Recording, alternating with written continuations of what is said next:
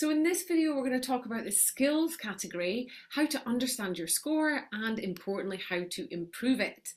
So the executive function skill that we're trying to assess through this bank of questions is this skill of metacognition, which is a fancy word for effectively learning how to learn, or some people call this thinking about thinking, but it's about how do you learn. So in the questions that fell into this category, I was asking you things about the study methods that you use, your knowledge of your exam boards for each of your subjects, and independent study. So whether you are confident on what resources to use and also how to spend your time when you're studying independently. So your answers to all of these have pulled together into your overall score, and we might think about and be able to summarize this category by thinking about it as study effectiveness. So in terms of how students generally rank on this question, most students would get a medium result for this one. There are a few students who would already score very highly on this, about 15%, an equivalent number who really aren't very confident in this piece at all. And in general, most students have some good study skills. There's definitely lots we can do to improve it, but most students will have something, hence the medium score. So let's talk about evidence-based study techniques. Now, when I share and talk about this with my students, we always look at the work of a guy called Professor Dunlosky, and he's done the most comprehensive piece of work and research on study techniques because he did a meta study looking at over 100 years of research. So this is what Professor Dunlosky had to say about study skills. He said passive techniques, so these are all popular techniques that most students spend the majority of their time doing, are not very effective. So these are things like rereading our notes, highlighting and underlining, summarizing, so copying things off the board, copying large sections out of study guides, making our own notes, rewriting of notes. There's a whole load of passive techniques that can go into this. They can feel very productive when you've got pages and pages of notes and you've organized them beautifully into folders.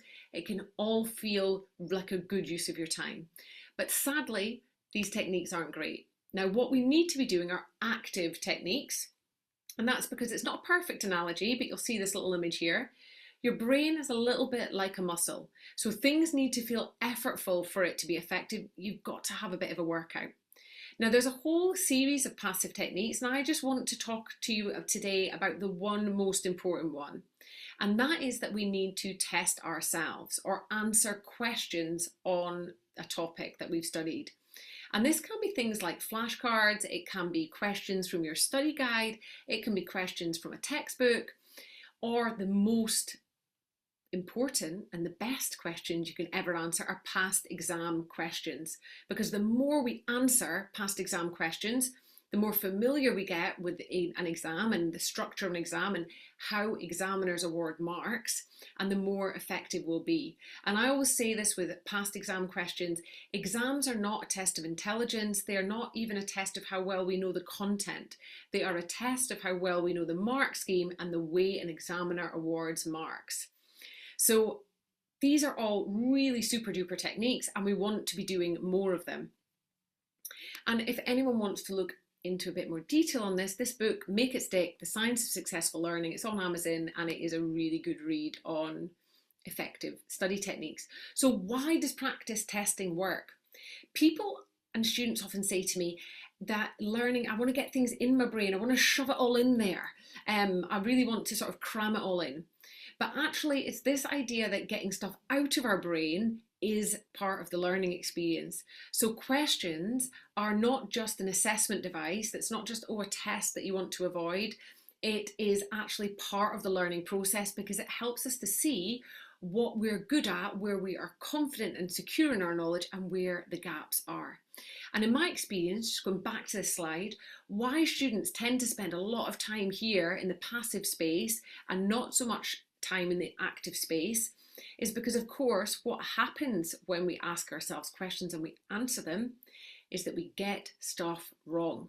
So this is a really important belief that I need you to hold, and we're going to talk about beliefs in the next video, but I want you to start getting really comfortable with getting things wrong, because you can relearn it, you can have another go. What's the chances if you have another go at the same question? after you've restudied it, you're going to do better.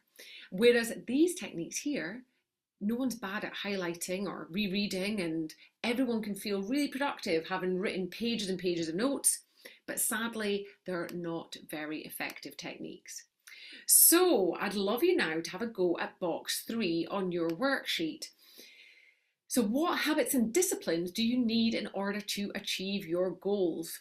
I'd love you to pause this video now and write down something you can continue, something you can start, and something you can stop in order to improve your grades. And I'd love you to think about some of the study skills that I've talked about and the evidence behind them, and that might give you some inspiration for things that you could stop or start. And I'll see you in the next video where we're going to look at the belief element of the scorecard.